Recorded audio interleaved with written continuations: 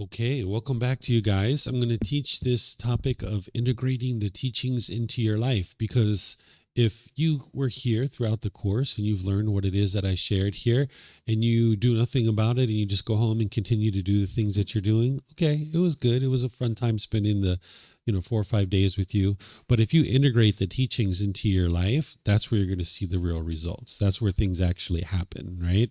So what I'm going to share with you guys is how to take what you learn here and now put it into your life on a daily basis and then actually experience the benefits and the results. So just like always, you guys are welcome to ask questions as we go here. So what you would like to do is attend weekly classes, either in person or online, and attend in-depth learning opportunities like this one on an as-needed basis. So you might do these kinds of things a few times a year where you're getting real in-depth with the teachings. We've been studying here from 9 to 3 each individual day for 5 days, and maybe you can do that once, twice, 3 times a year perhaps. You'll have to look at your schedule and see what you're able to do. But you would like to be trickling the teachings in week by week, so maybe weekly taking a class where it's just maybe an hour, hour and a half, 2 hours each week, and then taking these in-depth learning opportunities on an as-needed basis. You would like to get a copy of this first book if you don't already have it. Remember, you can download it for free. You can take it and go print it. You can get printed versions here, or you can order it on Amazon. You only really need to read about 10, 15, 20 minutes a day. Sometimes when people get a book, they kind of think of it like a storybook or a novel where you're just trying to hurry up and get to the end and see what the end of the story is like. So you might be just kind of plowing through the book. All right, I'll tell you the end of the story so you don't have to plow through the book. The end of the story is you get to enlightenment. That's the end of the story. Okay, so now take your time and gradually read step by step, because you're not reading for completion. You're reading to be able to independently verify the teachings. You're reading for comprehension. You need to comprehend the teachings and independently verify them. So it's kind of like if you were to sit down at a big pizza and you were to take a huge big bite out of pizza, it would be hard for you to chew it. But if you just take little bites, it's actually easier for you to chew it and digest it. So that's what you would like to do with this book, is just take little bites, 10, 15, 20 minutes a day. And what you're going to find is if you're doing it this way, there'll be something that happens in your life. And then like 2 or 3 days later, you're going to encounter something in the books that was actually explaining to you what you were encountering 2 or 3 days ago. And you're like, man, that was really wise that the Buddha was teaching that. If I would have known that 2 or 3 days ago, I could have saved myself a bunch of trouble, right? And that would help you to cultivate wisdom. But then you're also going to be reading sometimes, and now 2 or 3 days from now, 5 days from now, you're going to experience the very thing that you were just reading about, and you're going to be able to implement that in that particular situation and save yourself a whole lot of strife. So if you gradually trickle the teachings in like this, you're going to be encountering things that you're experiencing on a day-to-day basis. So no need to sit down and read for 2, 3, 4, 5 hours. That's not what's going to produce the best results for you. Just 10, 15, 20 minutes a day. There were times where I actually planned to sit down and read for this amount of time when I was reading the teachings of the Buddha, and I'd be like 2 minutes, 3 minutes into it, and I'd be like, whoa, that's deep. I need to independently verify that. And I would close the book and I would go set it down and I'd go independently verify what it was that I had read. So be prepared for that too, that you might actually be planning to read for 20 minutes. And in the first 2 or 3 minutes, you encounter something that you need to go independently verify. That's okay. Just close the book, right? You just gradually make your way through this. This is a journey. This isn't like hurry up and get to the end, right? That's not what this is all about. Then each day you would like to be practicing generosity. I gave you some guidance on that earlier, right? Where it's practicing the giving and sharing of your time, effort, energy, and resources more than is strictly required in any given situation without any expectation of anything in return. And if you see that your mind is getting conditioned feelings about any particular object, that would be a wonderful thing to actually practice generosity with, whether it's pleasant feelings like my son with the popcorn, or if it's painful feelings like you bring your clothes out of the washing machine and they're ripped and torn. You would like to be practicing generosity, because if you see yourself getting excited and happy about the popcorn, or angry or frustrated about the clothes coming out and being ripped, that means your mind's clinging to this stuff. And now you would like to practice generosity to let it go. So you can practice generosity frequently and integrate it into your life where it's really easy for you. You're getting some mangoes, toss some bananas in there. You're getting a chocolate bar, I got another one. You can share it with somebody along your day. You might not even know who you're going to share it with, but you can share it with someone. So be frequently practicing generosity. And then the same thing with your moral conduct. Be working on this each day. You need to be improving this, whether it's a conversation with your parents, whether it's a conversation with your life partner or your children, whether it's cigarettes or drugs or coffee, caffeine, whether it's any number of things that you're going to be working on, you would like to be gradually chipping away at this each individual day, improving your moral conduct. Because that unwholesome moral conduct is the oil pipe that's spewing all over the world. And you're not going to go clean up the unwholesome karma that's on the floor first. You're not going to go clean up the oil on the floor. You'd like to shut down the oil pipe so you're not continuing to spew this unwise moral conduct into the world. And that's just all going to come back to you, just all going to come back to you and experience that. So you can be working on building up your moral conduct so that you're practicing wise decision making and wholesome decisions around your moral conduct. Then you'd like to be regularly practicing meditation, building up your practice to 2 or 3 sessions for 30 minutes, and understanding that this can take 6 months, a year, even 2 years to gradually build this up. You'd like to start with breathing mindfulness meditation, about maybe 4 weeks or so, just working on that. And then once you feel like you have a tendency to do this regularly, then you can bring in the loving kindness meditation. It doesn't mean you're a master of breathing mindfulness meditation at the end of your 4 weeks. It's just that you have a propensity to do it. You're doing it regularly. You understand how to do it. You see that your mind is able to do it. And now you've got everything you need about the breathing mindfulness meditation.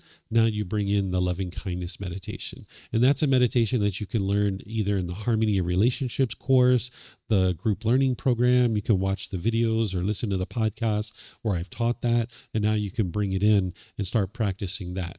And what you'll hear me teach you when you learn that is it's best to do the loving kindness meditation in the morning so that you go out into your day and now you're able to have loving kindness in your mind. Because if you're able to have loving kindness in your day-to-day interactions, this is going to improve your moral conduct. So that's why having the loving kindness meditation in the morning will kind of set you up for a day where you can practice loving kindness you can practice loving kindness through your intentions, your speech, and your actions. And that doesn't mean you can't do loving kindness meditation in the afternoon or the evening, because you can. It's just that it's really nice to put it in the morning so that you go out in your day already with the mind full of loving kindness.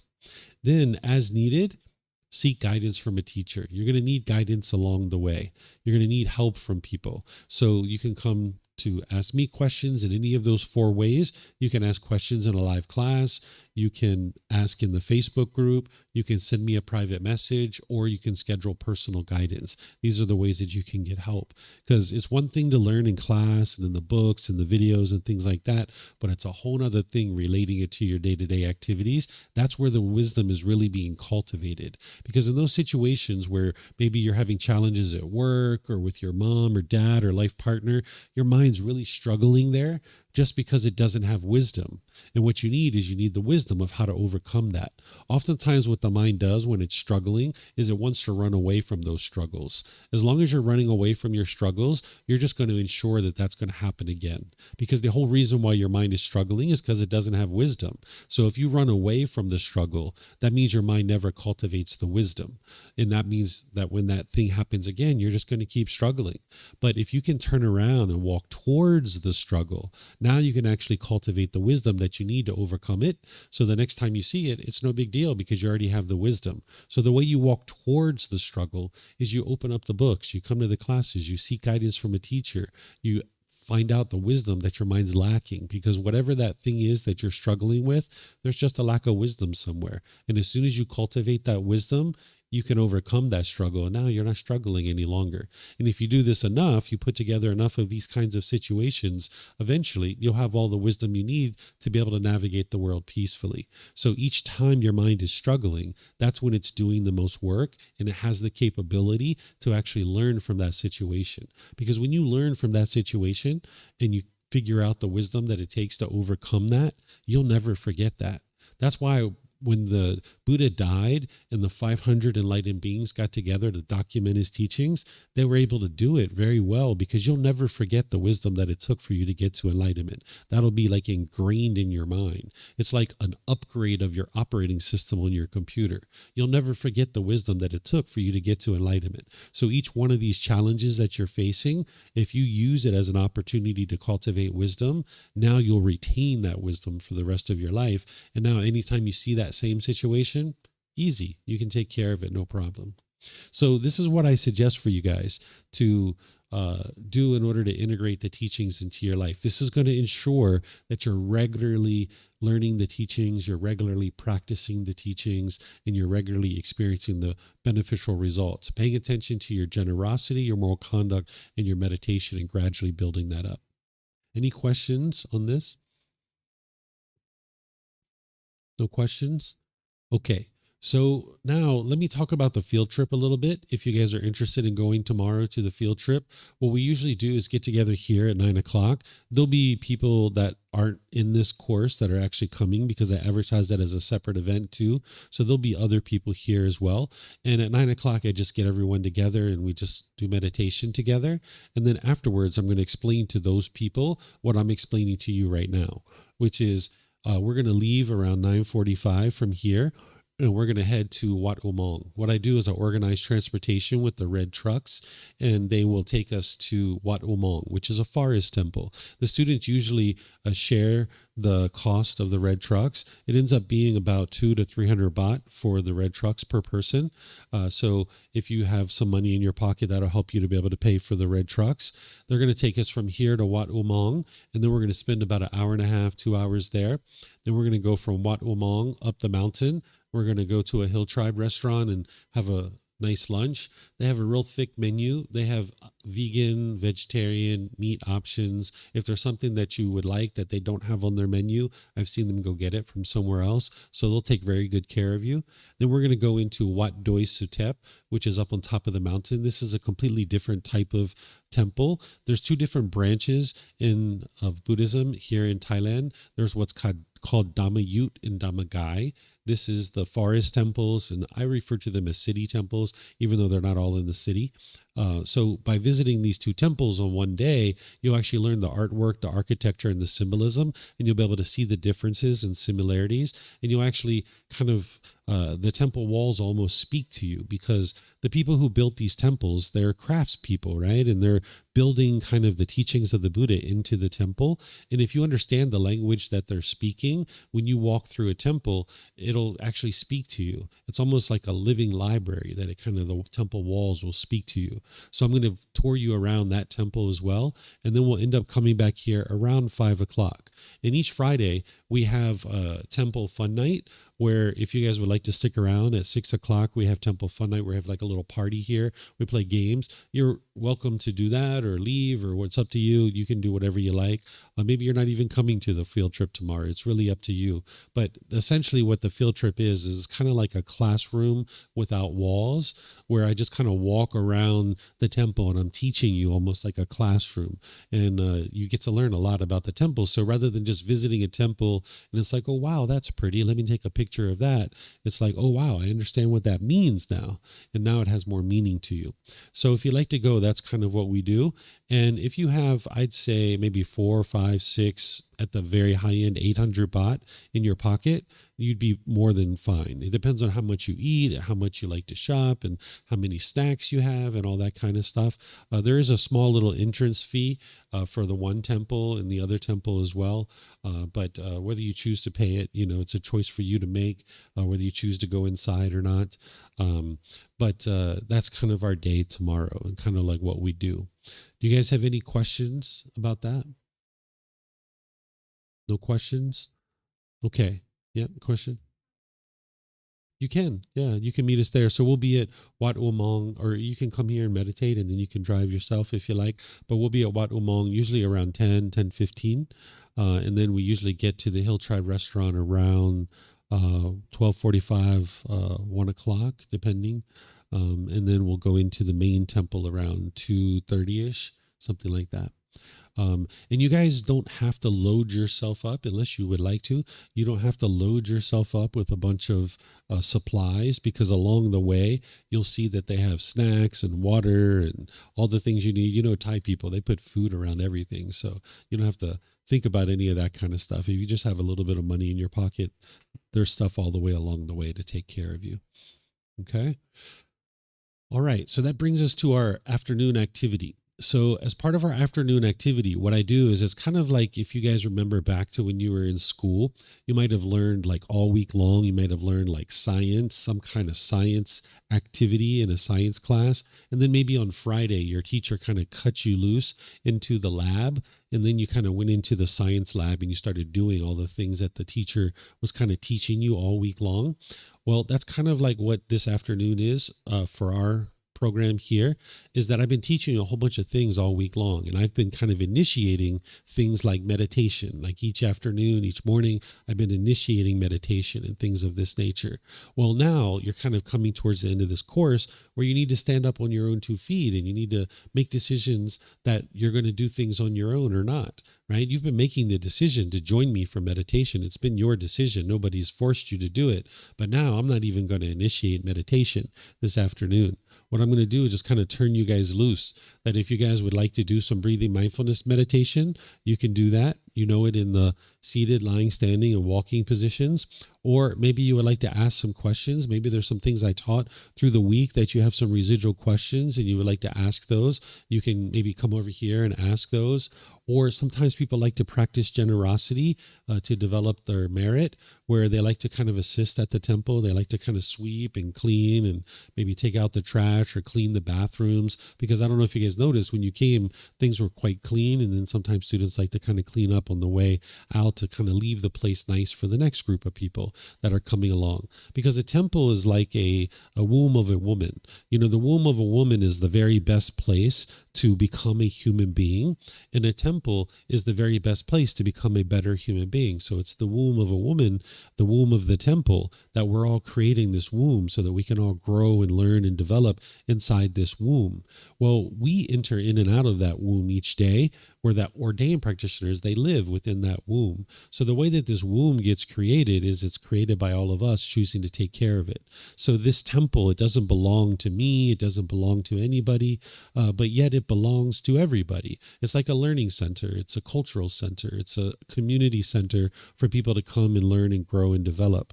Another way to think about temples, or it's kind of like a mental health network, that the Thai people have created a mental health network all throughout their country, and people can enter in and out of that mental health network without any expectation of contributing anything. Where, like, if you went to a doctor or a therapist, you're going to need to pay a significant amount of money for whatever service it is that they give you.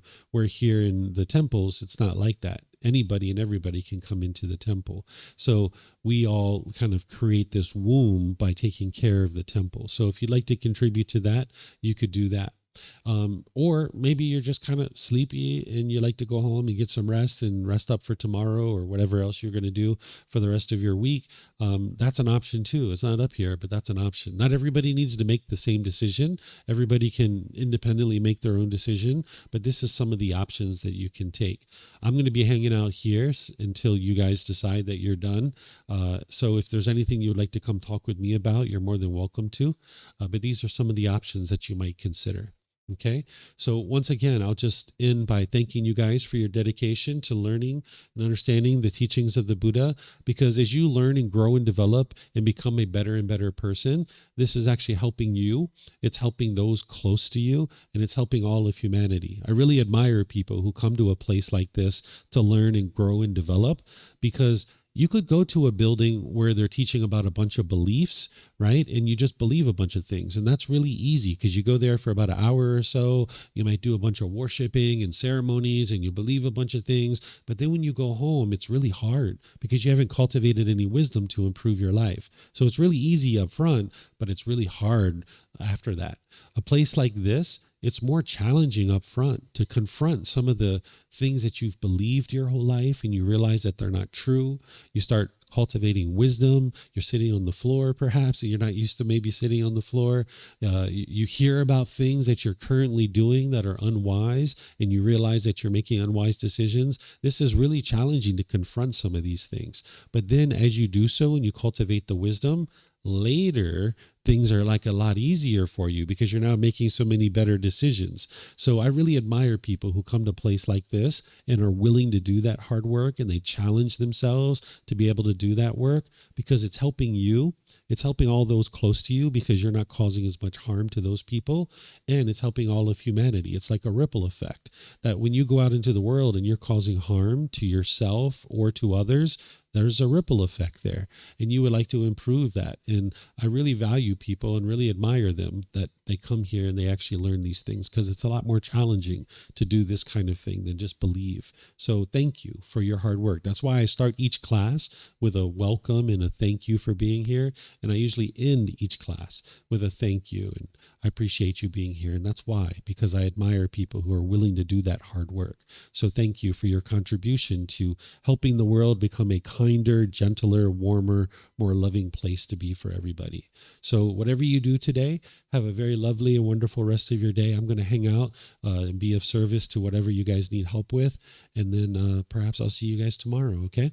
All right. Somebody cup.